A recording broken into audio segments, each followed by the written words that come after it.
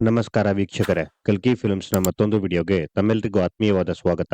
ಆಸೆ ಧಾರಾವಾಹಿಯ ಇವತ್ತಿನ ಸಂಚಿಕೆಯಲ್ಲಿ ಏನೆಲ್ಲ ಆಗುತ್ತೆ ಅಂತ ನಾವೀ ವಿಡಿಯೋದಲ್ಲಿ ನೋಡ್ತಾ ಹೋಗೋಣ. ಮೊದಲನೇ ಸೀನ್‌ನಲ್ಲಿ "ನೀನ್ ನಮ್ ಸ್ಕೂಲಿಗ್ ಬಾರಮ್ಮ, ನೀನೇ ನಮ್ಮಮ್ಮ ಅಂತ ಎಲ್ರಿಗೂ ಹೇಳು" ಅಂತ ಕ್ರಿಶ್ ಹೇಳ್ತಾನೆ. ಪಾಪ ಕಣೆ ಅವನು, ಯಾವಾಗ್ಲೂ ನನ್ ಹತ್ರ ಬಂದು ಹೀಗೆ ಹೇಳ್ತಾನೆ ಅಂತ ಪ್ರಮೀಳಾ ಹೇಳ್ತಾಳೆ. ಹಾಗಂತ ಇವ್ನ್ ಹೇಳ್ತಿರೋದನ್ನ ನಾನ್ ಮಾಡಕ್ಕಾಗತ್ತಾ ಅಮ್ಮ? ನೀನೇ ಹೋಗಿ ಇವ್ರ್ ಟೀಚರ್ ಹತ್ರ ಮಾತಾಡು ಅಂತ ರೋಹಿಣಿ ಹೇಳ್ತಾಳೆ. ಅಮ್ಮ ನೀನು ಬಮ್ಮ, ನೀನೇ ನಮ್ಮಮ್ಮ ಅಂತ ಸ್ಕೂಲಲ್ಲಿ ಹೇಳು ಅಂತ ಕ್ರಿಶ್ ಹೇಳ್ತಾನೆ. ಇಲ್ಲ ಕಂದ, ಈಗ ಈಗ ನಾನ್ ಹಾಗೆಲ್ಲ ಹೇಳಕ್ಕಾಗಲ್ಲ ಅಂತ ರೋಹಿಣಿ ಹೇಳ್ತಾಳೆ. ಯಾಕಮ್ಮ ಅಂತ ಕ್ರಿಶ್ ಕೇಳ್ತಾನೆ. ಅದಕ್ಕಿನ್ನು ಟೈಮ್ ಬಂದಿಲ್ಲಪ್ಪ ಅಂತ ರೋಹಿಣಿ ಹೇಳ್ತಾಳೆ. ಆ ಟೈಮ್ ಯಾವಾಗ್ ಬರುತ್ತೆ ಅಂತ ಕ್ರಿಶ್ ಕೇಳ್ತಾನೆ. ಆದಷ್ಟು ಬೇಗ ಅಂತ ರೋಹಿಣಿ ಹೇಳ್ತಾಳೆ. ಹಾಗಾದ್ರೆ ನೀನ್ ನನ್ ಜೊತೆ ಇರಲ್ವಾ ಅಮ್ಮ ಅಂತ ಕ್ರಿಶ್ ಕೇಳ್ತಾನೆ. ಇನ್ನೊಂದ್ ಸ್ವಲ್ಪ ದಿನ ವೆಯ್ಟ್ ಮಾಡು. ಇಬ್ರು ಜೊತೆಗಿರೋ ಸಮಯ ಆದಷ್ಟು ಬೇಗ ಬರುತ್ತೆ. ಆದ್ರೆ ಒಂದು ಕಂದ, ನಾನ್ ಹೇಳೋವರ್ಗೂ ನಾನೇ ನಿಮ್ಮಮ್ಮ ಅಂತ ಯಾರತ್ರನೂ ಹೇಳ್ಬಾರ್ದು ಅಂತ ರೋಹಿಣಿ ಹೇಳ್ತಾಳೆ. ಯಾಕ್ ಹೇಳ್ಬಾರ್ದು? ನೀನ್ ನನ್ನಮ್ಮ ಅಲ್ವಾ ಅಂತ ಕ್ರಿಶ್ ಕೇಳ್ತಾನೆ. ಹೇಳಿದ್ದನ್ನ ಕೇಳು ಕ್ರಿಶ್ ಅಂತ ರೋಹಿಣಿ ಕ್ರಿಶ್ ಮೇಲೆ ರೇಗಾಡ್ತಾಳೆ. ಹೇಳೋದನ್ನೇ ಸಮಾಧಾನವಾಗಿ ಹೇಳೆ, ಯಾಕ ಮಗು ಮೇಲ್ ಕೂಗಾಡ್ತೀಯ ಅಂತ ಪ್ರಮೀಳಾ ಕೇಳ್ತಾಳೆ. ಅಮ್ಮ ನೀನ್ ನನ್ನ ಇರಿಟೇಟ್ ಮಾಡ್ಬೇಡ. ಈ ಮನೇಲಿ ನಮ್ಮತ್ತೆ ಮೀನನ್ನ ಹೇಗ್ ನೋಡ್ಕೊಂತಾ ಇದಾರೆ ಅಂತ ನೀನೇ ನೋಡ್ದೆ ತಾನೆ ಅಂತ ರೋಹಿಣಿ ಹೇಳ್ತಾಳೆ. ನೋಡ್ದೆ ಕಲ್ಯಾಣಿ, ಪಾಪ ಆ ಹುಡ್ಗಿ ಕುಂತ್ರು ನಿಂತ್ರು ಏನಾದ್ರೂ ಒಂದ್ ಹೇಳ್ತಾನೆ ಇರ್ತಾರೆ. ನಿಮ್ಮತ್ತೆ ಹೀಗೆ ಅಂತ ನಾನ್ ಅನ್ಕೊಂಡಿರ್ಲಿಲ್ಲ ಅಂತ ಪ್ರಮೀಳಾ ಹೇಳ್ತಾಳೆ. ಈಗ ಸತ್ಯ ಗೊತ್ತಾದ್ರೆ ಮೀನನ್ಗಿಂತ ಕಡೆಯಾಗ್ಬಿಡುತ್ತೆ ನನ್ನ ಪರಿಸ್ಥಿತಿ. ಪುಟ ಕ್ರಿಶ್, ನಾನ್ ಹೇಳೋವರ್ಗೂ ನಾನೇ ನಿಮ್ಮಮ್ಮ ಅಂತ ಯಾರತ್ರನೂ ಹೇಳ್ಬಾರ್ದು. ಹಾಗೇನಾದ್ರೂ ನೀನ್ ಹೇಳ್ಬಿಟ್ರೆ ನೀನು ಈ ಅಮ್ಮನ್ ಜೊತೆ ಇರೋದಕ್ಕಾಗಲ್ಲ. ನಾನ್ ಹೇಳಿದ್ದು ನಿನ್ಗೆ ಅರ್ಥ ಆಯ್ತಾ ಪುಟ ಅಂತ ರೋಹಿಣಿ ಹೇಳ್ತಾಳೆ. ಹ್ಞೂ ಅರ್ಥ ಆಯ್ತು. ಆದ್ರೆ ನೀನ್ ನನ್ಗೋಸ್ಕರ ಒಂದ್ ಮಾಡ್ತೀಯ ಅಂತ ಕ್ರಿಶ್ ಕೇಳ್ತಾನೆ. ಏನ್ ಮಾಡ್ಬೇಕು ಹೇಳು ಅಂತ ರೋಹಿಣಿ ಕೇಳ್ತಾಳೆ. ನಾಳೆ ಡಾಕ್ಟ್ರು ನನ್ ಕಣ್ಣಲ್ಲಿರೋ ಬ್ಯಾಂಡೇಜ್ ತೆಗಿತಾರೆ. ಬ್ಯಾಂಡೇಜ್ ತೆಗೆದ್ಮೇಲೆ ನಾನ್ ಎಲ್ಲಾರ್ನೂ ನೋಡ್ಬೋದಲ್ವಾ ಅಂತ ಕ್ರಿಶ್ ಕೇಳ್ತಾನೆ. ಹೌದು ನೋಡ್ಬೋದು ಅಂತ ರೋಹಿಣಿ ಹೇಳ್ತಾಳೆ. ನಾಳೆ ನಾನ್ ಕಣ್ ಬಿಡ್ತಿದ್ದಾಗೆ ಮೊದ್ಲು ನಿನ್ನನ್ನೇ ನೋಡ್ಬೇಕಮ್ಮ. ನೀನ್ ಬರ್ತೀಯ ಅಲ್ವಾ? ನಿನ್ನನ್ ನೋಡ್ದೆ ನಾನು ಊರಿಗೆ ಹೋಗಲ್ಲ ಅಂತ ಕ್ರಿಶ್ ಹೇಳ್ತಾನೆ. ಖಂಡಿತ ಬರ್ತೀನಿ ಕಂದ ಅಂತ ರೋಹಿಣಿ ಹೇಳ್ತಾಳೆ. ಅಮ್ಮ, ಕ್ರಿಶ್, ನೀವಿಬ್ರು ಬನ್ನಿ. ನಿಮ್ಮಿಬ್ರಿಗೂ ಹೋಟೆಲಲ್ಲಿ ರೂಮ್ ಬುಕ್ ಮಾಡಿ ಅಲ್ಲ್ ಬಿಟ್ಬರ್ತೀನಿ ಅಂತ ರೋಹಿಣಿ ಹೇಳ್ತಾಳೆ. ಸೂರ್ಯ ಮೀನಾಗ್ ಹೇಳ್ದೆ ಹೇಗಮ್ಮ ಹೋಗೋದು ಅಂತ ಪ್ರಮೀಳಾ ಹೇಳ್ತಾಳೆ. ಅಯ್ಯೋ ಅಮ್ಮ, ನಿಮ್ಮಿಬ್ರನ್ನೂ ಮನೆಯಿಂದ ಹೊರ ಕಳಿಸ್ಬೇಕು ಅಂತಾನೆ ನಾನೇ ಪ್ಲಾನ್ ಮಾಡಿ ಮನೇಲಿರೋರೆಲ್ಲಾರ್ಗೂ ಹೊರಗಡೆ ಕಳ್ಸಿರೋದು. ಅಮ್ಮ ಹೋಗು, ಮೊದ್ಲು ರೆಡಿಯಾಗಮ್ಮ. ಹೋಗಮ್ಮ, ಮೊದ್ಲು ಜಾಗ ಖಾಲಿ ಮಾಡಿ ಇಲ್ಲಿಂದ ಅಂತ ರೋಹಿಣಿ ಹೇಳ್ತಾಳೆ. ವಯಸ್ಸಾದ ತಾಯಿನ ಮನೆಯಿಂದ ಹೊರಗಡೆ ಹಾಕೋದಿಕ್ಕೆ ಎಷ್ಟು ಮಾರ್ಗಗಳಿದೆ ಅಲ್ವಾ ಅಂತ ಹೇಳಿ ಪ್ರಮೀಳಾ ಅಲ್ಲಿಂದ ಎದ್ದೋಗ್ತಾಳೆ. ಅಮ್ಮ, ಈಗ ನನ್ನ ಕಳಿಸ್ಬಿಡ್ತೀಯಾ ಅಂತ ಕ್ರಿಶ್ ಕೇಳ್ತಾನೆ. ಇಲ್ಲ ಕಂದ, ಇವತ್ ಕಳಿಸ್ತೀನಿ, ಮತ್ತಿನ್ಯಾವತ್ತೂ ಕಳ್ಸಲ್ಲ, ಸರಿನಾ ಅಂತ ರೋಹಿಣಿ ಹೇಳ್ತಾಳೆ. ನೆಕ್ಸ್ಟಿನಲ್ಲಿ ಪೂಜಾ ಹಾಗೂ ಮೀನಾ ಇಬ್ರು ತಿಂಡಿ ತಿಂತಿರ್ತಾರೆ. ವಾವ್ ಮೀನಾ ಅವ್ರೆ, ತುಂಬಾ ಚೆನ್ನಾಗಿದೆ, ಸಖತ್ತಾಗ್ ಮಾಡಿದೀರಾ. ನೋಡಿ, ಬಿಸಿಬೇಳೆ ಬಾತ್ನು ನಾನ್ ನಿಮ್ ಕೈಲೇ ಮಾಡಿಸ್ಬಿಟ್ಟೆ. ಸಾರಿ ಅಂತ ಪೂಜಾ ಹೇಳ್ತಾಳೆ. ಅಯ್ಯೋ ಪರವಾಗಿಲ್ಲ ಬಿಡಿ, ನೀವು ಮಾಡ್ಬೇಕಾದ್ರೆ ಒದ್ದಾಡ್ತಿದ್ರಲ್ಲ, ಅದನ್ ನೋಡಿ ನಾನೇ ಮಾಡ್ತೀನಿ ಅಂತ ಹೇಳ್ದೆ ಅಷ್ಟೇ ಅಂತ ಮೀನಾ ಹೇಳ್ತಾಳೆ. ಎಲ್ಲಾದ್ರಲ್ಲೂ ಇಷ್ಟು ಪರ್ಫೆಕ್ಟ್ ಹೇಗೆ ಮೀನಾ ಅವ್ರೆ? ಮನೆ ಕೆಲ್ಸಾನೂ ಮಾಡ್ತೀರಾ, ಅಡ್ಗೆನೂ ಅಚ್ಚುಕಟ್ಟಾಗ್ ಮಾಡ್ತೀರಾ ಅಂತ ಪೂಜಾ ಹೇಳ್ತಾಳೆ. ಅದೆಲ್ಲ ನಮ್ಮಮ್ಮ ಹೇಳ್ಕೊಟ್ಟಿದ್ದು ಅಂತ ಮೀನಾ ಹೇಳ್ತಾಳೆ.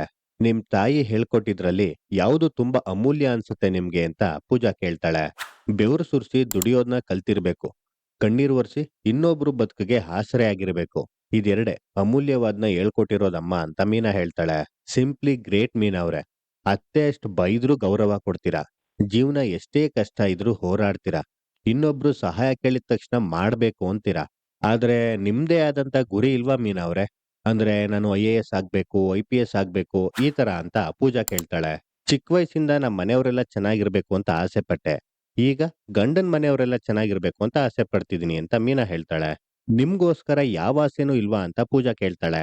ಹೇಳದ್ನಲ್ಲ, ಎಲ್ರೂ ಚೆನ್ನಾಗಿರ್ಬೇಕು. ಎಲ್ರೂ ಚೆನ್ನಾಗಿದ್ರೆ ನಾನೂ ಚೆನ್ನಾಗಿರ್ತೀನಿ. ಎಲ್ರೂ ಸಂತೋಷವಾಗಿದ್ರೆ ನಾನೂ ಸಂತೋಷವಾಗಿರ್ತೀನಿ. ನಮ್ಮ ಯಜಮಾನ್ರು ಯಾವಾಗ್ಲೂ ಹೇಳ್ತಿರ್ತಾರೆ, ತನ್ಗೋಸ್ಕರ ಬದುಕೋನು ತವರಿಗತ್ರ ಆದ್ರೆ ಬೇರೆಯವ್ರಿಗೋಸ್ಕರ ಬದುಕೋನು ದೇವ್ರಿಗತ್ರ ಆಗಿರ್ತಾನೆ ಅಂತ ಮೀನಾ ಹೇಳ್ತಾಳೆ. ನೀವು ನಿಜವಾಗ್ಲೂ ತುಂಬಾ ಒಳ್ಳೆಯವರು ಮೀನಾ. ರೋಹಿಣಿ ಅಂತ ಗೆಳತಿನ ಪಡೆಯೋದಕ್ಕಿಂತ ನಿಮ್ಮಂತೆಯವ್ರ ಜೊತೆಯಲ್ಲಿ ಜೀವನದಲ್ಲಿ ಬರೀ 2 ದಿನ ಕಾಲ ಕಳೆದ್ರೆ ಸಾಕು. ನಮ್ ಲೈಫ್ ತುಂಬಾ ಚೆನ್ನಾಗಿರುತ್ತೆ ಅಂತ ಪೂಜಾ ಮನ್ಸಲ್ಲೇ ಯೋಚನೆ ಮಾಡ್ತಿರ್ತಾಳೆ. ನೆಕ್ಸ್ಟಿನಲ್ಲಿ ಊರ್ಗೋದ್ಮೇಲೆ ಗಲಾಟೆ ಮಾಡ್ಬಾರ್ದು. ಆಮೇಲೆ ಅಜ್ಜಿಗೆ ಕಾಟ ಕೊಡ್ಬಾರ್ದು. ಗೊತ್ತಾಯ್ತಾ? ನೀನೇ ನೋಡ್ಕೊಬೇಕು ಚೆನ್ನಾಗೆ. ಆಮೇಲೆ ಆಟ ಆಡ್ಬೇಕಾದ್ರೆ ಈ ಬೀಳೋದು, ಗೀಳೋದು ಇದನ್ನೆಲ್ಲ ಮಾಡ್ಕೊಂಬಾರ್ದು. ಸರಿನಾ? ಅಮ್ಮ, ಆಯ್ತೇನಮ್ಮ, ಬೇಗ ಬಾ. ಆ ಮೀನಾ ಪೂಜನ್ ಜೊತೆ ಜಾಸ್ತಿ ಇರಲ್ಲ ಅಂತ ರೋಹಿಣಿ ಹೇಳ್ತಾಳೆ. ಆಗ ಪ್ರಮೀಳಾ ರೆಡಿಯಾಗಿ ಬರ್ತಾಳೆ. ಮೀನಾ ಆಂಟಿ ಬಂದ್ಮೇಲೆ ಹೇಳ್ಬಿಟ್ಟು ಹೋಗ್ಬೋದಲ್ವಾ ಅಂತ ಕ್ರಿಶ್ ಹೇಳ್ತಾನೆ. ಕ್ರಿಶ್, ನೀನು ಮೀನಾ ಗೀನಾ ಅಂದ್ರೆ ನಾನ್ ನಿನ್ನ ನೋಡೋಕೆ ಬರಲ್ಲ. ನಿನ್ಗೆ ಮೀನಾ ಆಂಟಿ ಬೇಕಾ ಅಥವಾ ಈ ಅಮ್ಮ ಬೇಕಾ ಅಂತ ರೋಹಿಣಿ ಕೇಳ್ತಾಳೆ. ಅಮ್ಮ ಬೇಕು ಅಂತ ಕ್ರಿಶ್ ಹೇಳ್ತಾನೆ. ಅವನ್ನ ಬೈದ್ ಕಳಿಸ್ಬೇಡ. ಅವನ್ನ ಸಮಾಧಾನ ಮಾಡೋದಕ್ಕೆ ನನ್ಗೆ 4 ದಿನ ಬೇಕಾಗತ್ತೆ ಅಂತ ಪ್ರಮೀಳಾ ಹೇಳ್ತಾಳೆ. ಸರಿ ಸರಿ ಬೇಗ ಬನ್ನಿ ಹೊರಡೋಣ ಅಂತ ರೋಹಿಣಿ ಹೇಳ್ತಾಳೆ.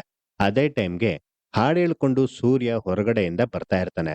ಸೂರ್ಯ ಬರೋದ್ನ ನೋಡಿ ರೋಹಿಣಿ ಗಾಬ್ರಿನಲ್ಲಿ ಪ್ರಮೀಳಾ ಹಾಗೂ ಕೃಷ್ಣ ಅಲ್ಲೇ ಕೂರಿಸಿ ಪ್ರಮೀಳಾ ಹಿಡ್ಕೊಂಡಿದ್ ಬ್ಯಾಗ್ನ ತಕೊಂಡು ಒಳಗಡೆ ಓಡೋಗ್ತಾಳೆ. ನಂತರ ಏ ಕ್ರಿಶು, ನಿನ್ಗೋಸ್ಕರ ತಂದಿದ್ದೀನಿ ಒಂದು ಡಿಶ್ಶು ತಿಂತೀಯಾ ಅಂತ ಸೂರ್ಯ ಕೇಳ್ತಾನೆ. ಏನಂಕಲ್ ಅದು ಅಂತ ಕ್ರಿಶ್ ಕೇಳ್ತಾನೆ. ಸೆಟ್ ದ್ವಾಸೆ ಅಂತ ಸೂರ್ಯ ಹೇಳ್ತಾನೆ. ನೀವ್ಯಾಕ್ ಇದನ್ ತರಕ್ ಹೋದ್ರಿ? ಅವನಿಗ್ ಬೇಕು ಅಂದಿದ್ರೆ ನಾನೇ ಮಾಡ್ಕೊಡ್ತಿದ್ದೆ ಅಂತ ರೋಹಿಣಿ ಹೇಳ್ತಾಳೆ. ಓಹೋ, ಪೌಡ್ರಮ್ಮನು ತಾವೇನಾದ್ರೂ ಅಡ್ಗೆ ಮನೆಗೆ ಹೋಗಿ ಕುಕ್ಕಿಂಗ್ ಶುರು ಮಾಡ್ಬಿಟ್ರೆ ನಾವು ಮೂಗಿಗೆ ಸೆಂಟ್ ಹಾಕೊಂಡ್ ಓಡಾಡ್ಬೇಕಾಗ್ತದೆ. ಇನ್ನು ತಾವೂ ಅಡ್ಗೆ ಮಾಡ್ತಿರೋ? ಅಂದಂಗೆ ತಾವೇನು ಇಲ್ಲೇ ಇರೋದು ಅಂತ ಸೂರ್ಯ ಕೇಳ್ತಾನೆ. ಯಾಕೆ, ಇಲ್ಲೇನಾದ್ರೂ ನೋ ಪಾರ್ಕಿಂಗ್ ಬೋರ್ಡ್ ಹಾಕಿದೀರಾ ಅಂತ ರೋಹಿಣಿ ಕೇಳ್ತಾಳೆ. ಹಂಗಲ್ಲಮ್ಮವು, ತಾವು ಕೈ ಇಡ್ಲಿಲ್ಲ ಅಂದ್ರೆ ಈ ಪೇಂಟಿಂಗ್ ಶಾಪ್ ಗತಿ ಏನು ಅಂತ ಸೂರ್ಯ ಹೇಳ್ತಾನೆ. ಅದು ಪಾರ್ಲರ್ ಅಂತ ಕರೆಯೋದು ಅಂತ ರೋಹಿಣಿ ಹೇಳ್ತಾಳೆ. ಅದೇ ಯಾವ್ದೋ ಒಂದು, ಅಲ್ಲಿಗೆ ಯಾಕೆ ಹೋಗ್ಲಿಲ್ಲ ಅಂತ ಸೂರ್ಯ ಕೇಳ್ತಾನೆ. ಸ್ಟಾಫು ಫೋನ್ ಮಾಡಿ ಇವತ್ ಯಾರು ಕಸ್ಟಮರ್ ಇಲ್ಲ ಅಂತ ಹೇಳಿದ್ರು. ಯಾಕೆ, ನಿಮ್ಗೇನಾದ್ರೂ ಸಮಸ್ಯೆನಾ ಅಂತ ರೋಹಿಣಿ ಹೇಳ್ತಾಳೆ. ಅಯ್ಯೋ, ನನ್ಗೇನ್ ಸಮಸ್ಯೆ? ನಿಮ್ ಕಾಲು ನಿಮ್ ನೆಲ. ನೆಲ ಸವಿಯೋರ್ಗು ನಿಂತ್ಕೊಳ್ಳಿ. ಇಲ್ಲ ಕಾಲ್ ಸವಿಯೋವರ್ಗಾದ್ರೂ ನಿಂತ್ಕೊಳ್ಳಿ. ನಮಗೇನು? ಅಯ್ಯೋ ಕೃಷ್ಯು, ತಗೋ ನೀನು ದ್ವಾಸೆನ ತಿಂತಾ ಇರು. ಅಲ್ಲ ನೀನ್ ಕಣ್ ಕಾಣಲ್ಲ, ಇದನ್ನ ಇಟ್ಕೊಂಡಿರು. ನಾನು ಹೋಗಿ ಮುಖಕ್ಕೆ ಸ್ವಲ್ಪ ನೀರ್ನ ಪ್ರೋಕ್ಷಣೆ ಮಾಡ್ಕೊಂಡ್ ಬರ್ತೀನಿ ಅಂತ ಸೂರ್ಯ ಹೇಳ್ತಾನೆ. ಸೂರ್ಯ, ನಿಮ್ ಕೆಲ್ಸ ಅಂತ ಪ್ರಮೀಳಾ ಕೇಳ್ತಾಳೆ. ಅಯ್ಯೋ ಅಮ್ಮ, ನನ್ಗಿವಾಗ ಏನ್ ಕೆಲ್ಸನೂ ಇಲ್ಲ. ಯಾಕೇಳಿ, ಎಲ್ರು ಆಫೀಸಲ್ಲಿ ಕಂಪ್ಯೂಟರ್ ಮುಂದೆ ಕೂತ್ಕೊಂಡು ಕುಡ್ತಾ ಇರ್ತಾರೆ. ಸೊ ಸಂಜೆವರೆಗೂ ನಾವು ಫ್ರೀ.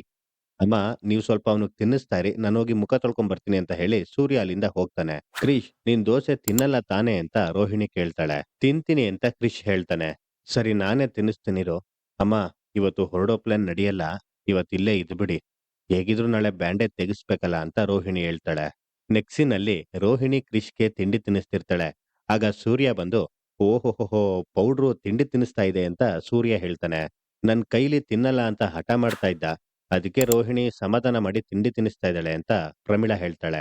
ಓ, ತಿನ್ನಿಸ್ಲಿ ತಿನ್ನಿಸ್ಲಿ, ತಟ್ಟೆ ಖಾಲಿ ಆಗ್ಬೇಕು, ಹೊಟ್ಟೆ ಫುಲ್ ಆಗ್ಬೇಕು. ಯಾರ್ ತಿನ್ಸಿದ್ರೆ ಏನು? ಅಪ್ಪ ಕ್ರಿಸ್ಸು, ಬೇಗ ಬೇಗ ತಿನ್ಬಿಟ್ಟು ಬಾ, ಆಟಗಳಾಡೋಣ ಅಂತ ಸೂರ್ಯ ಹೇಳ್ತಾನೆ. ಆಟ ಆಡೋ ವಯಸ್ಸ ನಿಮ್ದು ಅಂತ ರೋಹಿಣಿ ಹೇಳ್ತಾಳೆ. ಆಟ ಆಡಕ್ಕೆ ವಯಸ್ಸು ಮುಖ್ಯ ಅಲ್ಲ ಪೌಡ್ರಮ್ಮ, ಮನಸ್ಸು ಮುಖ್ಯ. ಗೋರಿಲಿದ್ರು ಲಗೋರಿ ಅಂದ ತಕ್ಷಣ ಪಟ್ಟಂತ ಕಂಡ್ಬಿಡೋ ಆಟಗಾರ ನಾನು ಅಂತ ಸೂರ್ಯ ಹೇಳ್ತಾನೆ.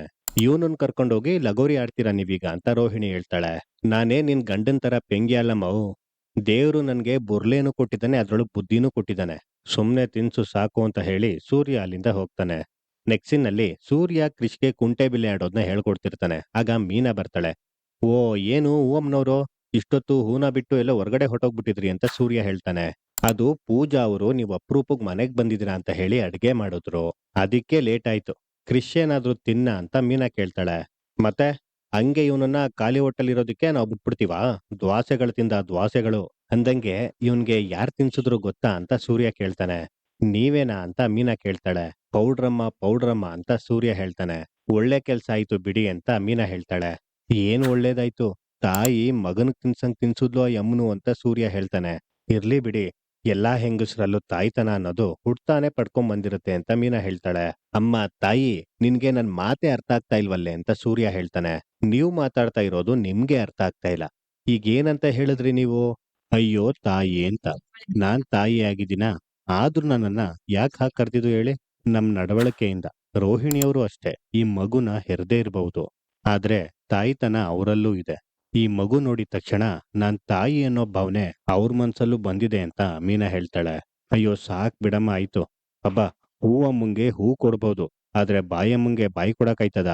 ಇವ್ನ ಹಂಗೆ ಸ್ವಲ್ಪ ಆಟಾಡಿಸ್ತಾ ಇರೋ, ನಂಗೆ ಆಚೆ ಸ್ವಲ್ಪ ಕೆಲ್ಸ ಇದೆ, ಹೋಗ್ ಬರ್ತೀನಿ ಅಂತ ಹೇಳಿ ಸೂರ್ಯ ಅಲ್ಲಿಂದ ಹೋಗ್ತಾನೆ.